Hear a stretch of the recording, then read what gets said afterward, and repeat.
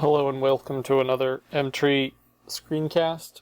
Today we'll be discussing running simulations and using configurations.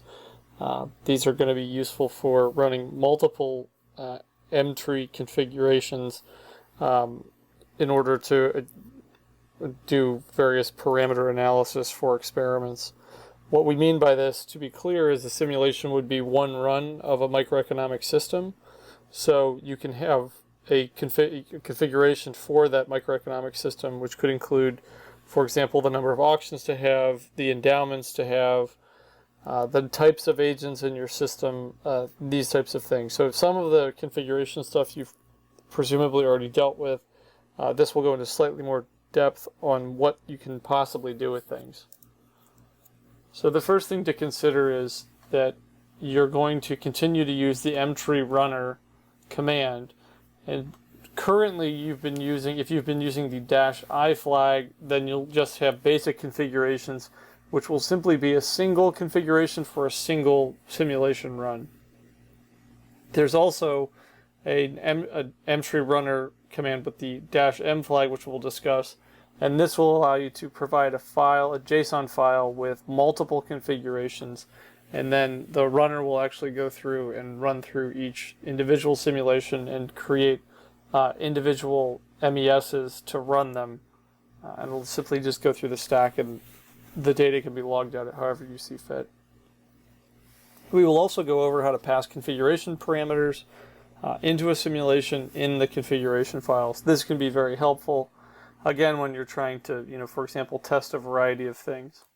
And you'd like to test a particular set of configurations. Again, endowments, think along those lines. So the mTree runner, as we've talked about before, you can use it to run a simulation, right? So you can do single runs of an MES and also do multiple MESs. And the multiples, they can each be individually configured. So it ends up, you use the same style of configuration, but you simply just have many of them in a single file, and it will go through each and every one of them and run a different MES for it. Again, and all of the information from this, to be clear, will be provided in a single log file. So you can also, for example, consider doing passing configuration information such as what's the run ID or the simulation ID or whatever it is that you'd like to, so that you can identify things in your log. There'll be a separate screencast coming out in the next few days that will discuss how to use the data logging capabilities for slightly more organized data collection. So we'll go over that later this week. So the basic use of the mTree runner, and again, you should hopefully remember this or have encountered this already, but you'll maintain your configuration files for the simulations in the /config directory, and that'll be at the same directory level as your MES directory, which has all your components. As long as the MES directory is in the same directory that you're running from, it should all work well.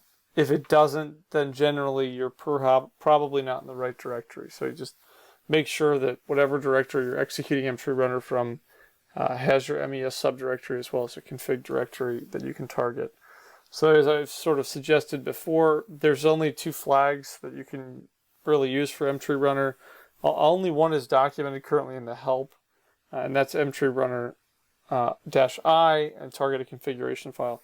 This will only run a single simulation. It won't run multiple, regardless of what you put into the configuration file. To run multiple simulations, you'll use mTree runner -m and then a multi-configuration file. The -m will actually run both the individual configuration files as well as the multi-configuration files, so you might find it more convenient. There's small back-end discrepancies between the two, but otherwise the -m is more capable in some sense. So we'll spend a little bit of time here talking about mTree simulation configurations. As you might have seen these, but might not have had explicit descriptions of them. So for a single simulation run, as that you might have with a -i flag, you'd have this particular structure. For -m, you would simply have these in sequence in the same file. Typically, they would just be separated by a line break. There's also a file format, in case you're curious, called JSON lines. We currently technically are compatible with that, although we actually use line breaks, which is slightly different than the pure JSON lines format. So simply putting these types of JSON structures consecutively in a configuration file is sufficient for the multi-config scenarios. So to be clear, we have the mTree type here. It's the same as before. It's just a simulation description. Then you could put a name on it, for example, basic simulation run. That could be useful. That will be useful more so in running experiments with humans. The ID is simply a way for you to keep track of what's going on, and we'll discuss those in a moment. And then also, as before, you can select your environment, institution, and agents objects, as you can see on the lines in this configuration. And so the agents, of course, are currently, you can provide a list, and it will simply just construct that, or instantiate that number of agents, or however many you want of whatever types. Now, one of the things we'll call your attention to now is the properties dictionary on the last line of this configuration. So what you'll see here is the properties, it's a dictionary, right? And the key value that exists in it currently is agent endowment.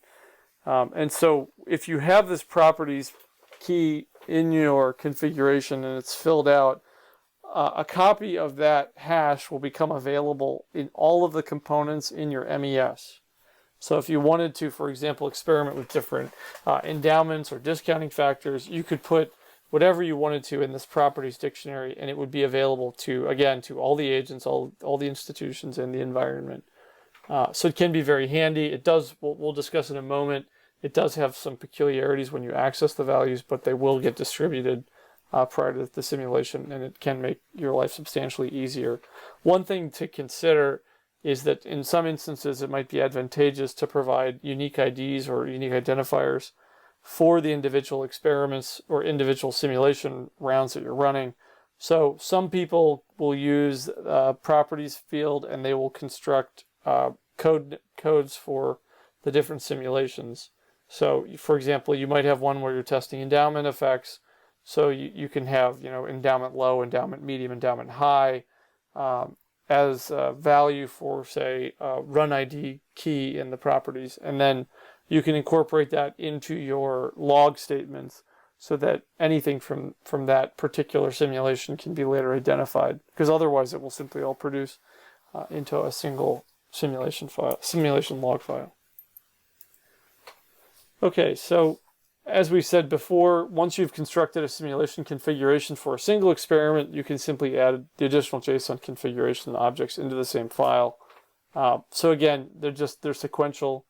It'll attempt to parse them. If it fails, then you'll just simply need to correct the JSON stuff, and we'll discuss some strategies that you can use to ensure that you have proper syntax JSON files. Once you do have multiple configurations, again, you will need to use mTree runner-m to get the simulations to work so it actually runs multiple ones. Okay, so the passing properties. So as we discussed earlier, you can have the properties key in the simulation configuration, and what will happen is these will get distributed or transmitted to every object in your MES. One of the things is they will all receive a copy of the same properties, so it is not as though they can share that information. You can implement a different protocol to accomplish that if you so wish, but this is normally fine for most people. So again, you can simply add whatever properties you'd like to the properties dictionary contained in the configuration. So normally, again, people will set values, again, for perhaps discount functions or endowments or number of rounds, and then those will become available to them in the experiment automatically. So to access the properties, when you're inside an MES component, you'll use self, and then you'll access the property on that component, mTree_properties, and then you'll simply give it the key name that you're interested in, and then you'll have access to whatever the property is. And so it's pretty straightforward on that. You can also reset it if you want. So for example, if you didn't like the number of runs, you can in fact change that from inside the component. One thing that is somewhat tricky that can throw people is the properties in this self.mTree properties will not be available inside the component's init method. So the init actually fires before the object is fully initialized, or before the object receives all of these configuration properties, thus that you cannot access it there. So you need to be mindful of that. So if you access those properties inside of the init, you'll normally get an error. It'll provide, I believe, an unknown value error. But generally speaking, if that's a common enough problem, and you'll be able to identify it easily. We are going to add decorators into the object so that you can identify parameters and properties that you want to make configurable. So we hope to have those available in the next few weeks. They will basically, everything else will be more or less the same, except this will simply add additional decorators so that it's actually easier to track which properties you expect to be able to configure. So one comment to make about this is also, how do you generate these configuration files? Normally what people have done in the past is they'll construct a small template which would include such things as the environment, institution, and agents. And then they have it so that, for example, a Python script might be able to read it. And then they might say, I want to vary, for example, the endowment, between 10 and 40 at 2 unit increments or something like this.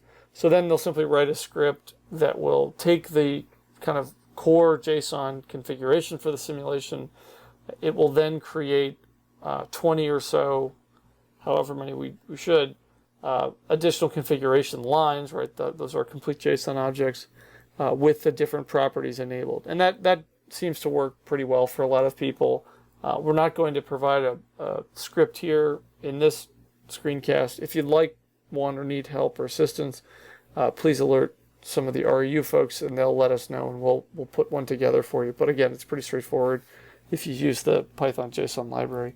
So we'll turn quickly over to looking at these configurations just to give you an idea of what's going on.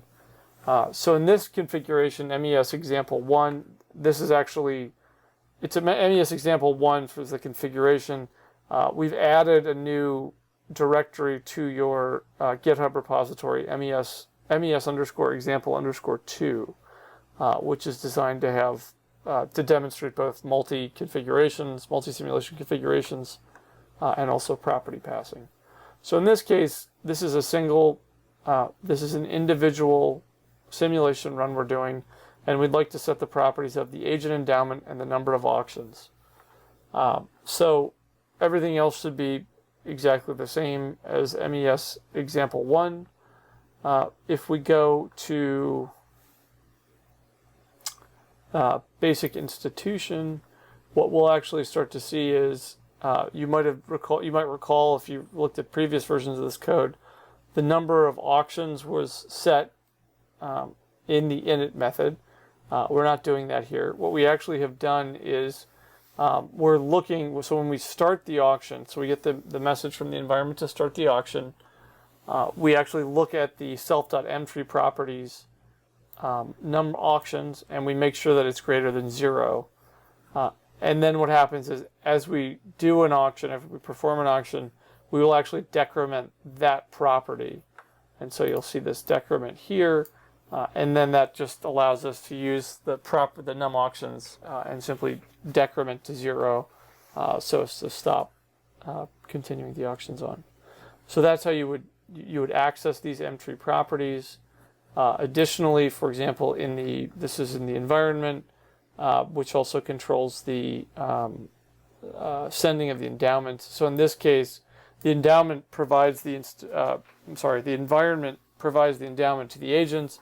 So what it's actually doing here is it's looking at the mTree properties object and the agent endowment we specified previously in the configuration file as the endowment, and then this actually gets passed to the agents.